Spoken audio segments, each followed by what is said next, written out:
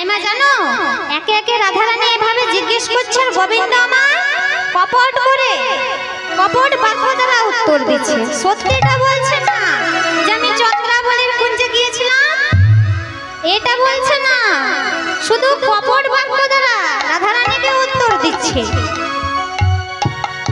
তা রাধারানী যখন শেষে বলল আচ্ছা বন্ধু যা বললে সব কিছুই তো ভালো, তবে আরেকটা বলো তো অঞ্জন কাহে গণ্ডস্থলে, অঞ্জন কাহে গণ্ডস্থলে, অঞ্জন কাহে গণ্ডস্থলে, তোমার অঞ্জন কাহে গণ্ডস্থলে, হৃদি খণ্ডনয় ধরে, হৃদি খণ্ডনয় ধরে, হৃদি খণ্ডনয় ধরে,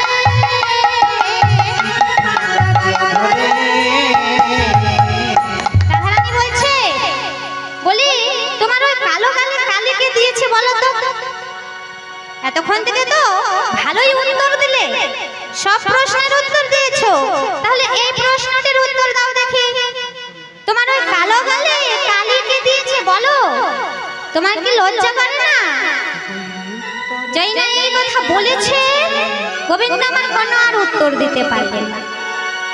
আর এই উত্তর প্রতি উত্তর দিতে পরাজয় শশী শেখরে, ওই উত্তর প্রতি উত্তর দিতে পরাজয় শশী শেখরে, আরে কি বলিবে বলিবে, আরে কি বলিবে বলিবে, আরে তো কিছু বল না, আরে কি বলিবে আর তো কিছু বলার নাই কি বলিবে, আরে তো কিছু বল না, আরে কি বলিবে আর তো কিছু বলার নাই, রাধার নিকটে হলো পরাজয়, আর তো কিছু হরি বল হলো পরাজয়, বলি আর তো কিছু বলার নাই কি বলিবে,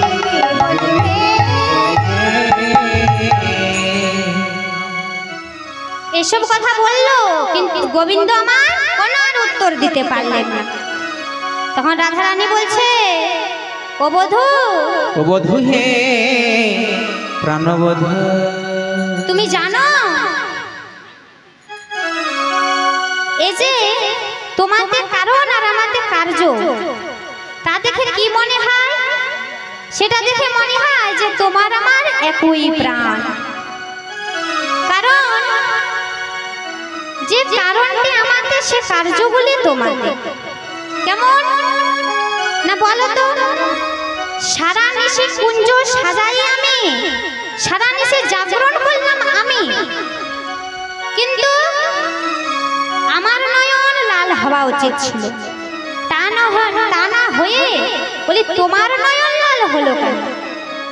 সারা নিশে জাগরণ করলাম আমি, কিন্তু আমার নয়ন লাল না হয়ে তোমার নয়ন লাল হয়েছে কেন? এতে বোঝা যায় যে তোমার আমার একই প্রাণ।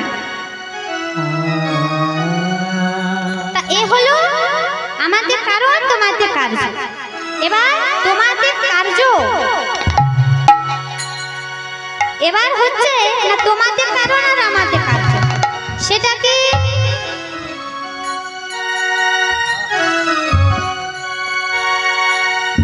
না, এই যে সারা নিশি তোমার আসার কথা যে নিশি যোগে, কিন্তু তুমি নিশি যোগে না এসে প্রভাতকালে এসেছো।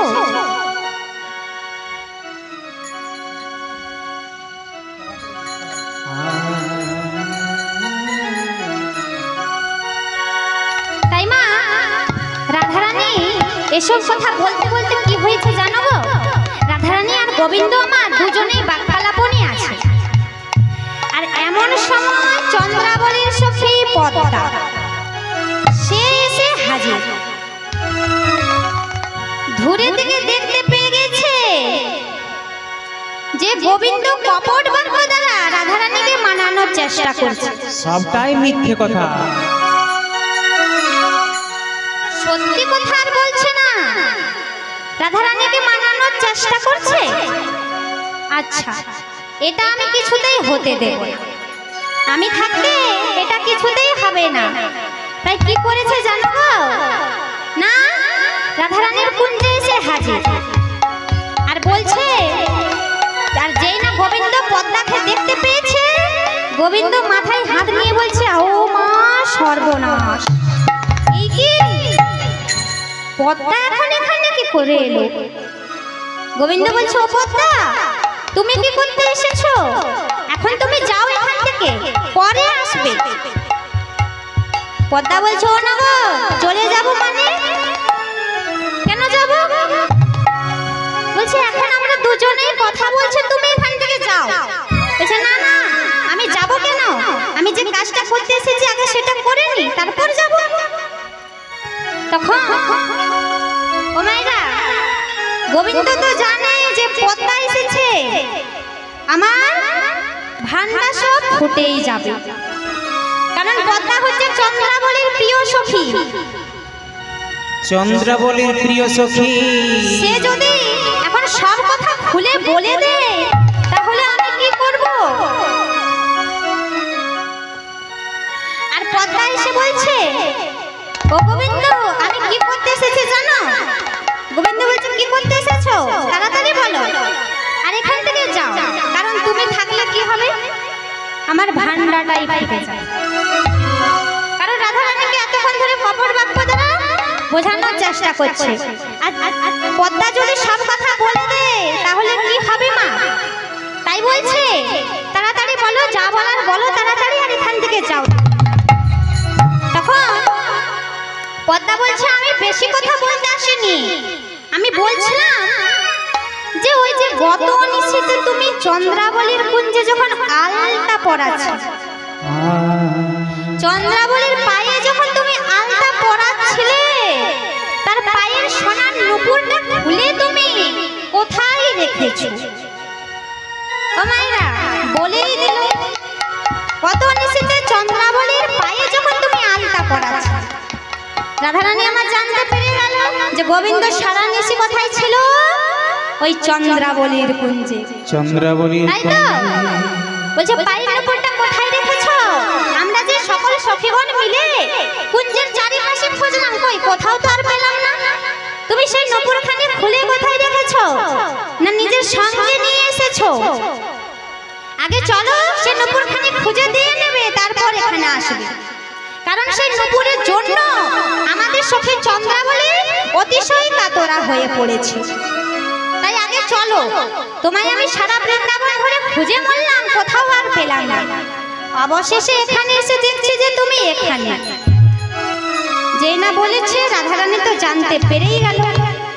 আর চন্দ্রাবলী তো এসেই ছিল বাবা মানের গাছের গোড়ায় ছাই দেওয়ার জন্য, কারণ ছাই দিলে মান বাড়বে, তাই তো? তাই এসে ছাইটা দিয়ে দিল আর চলে গেল। আগুনে ঘি দিতে এসেছিল গো। একই ব্যাপার। তাই এই কথা শুনেছে রাধারানী, জানতে পেরে গেল। এখন রাধারানী কি করলো গো? গোবিন্দের ওপর মান করলো।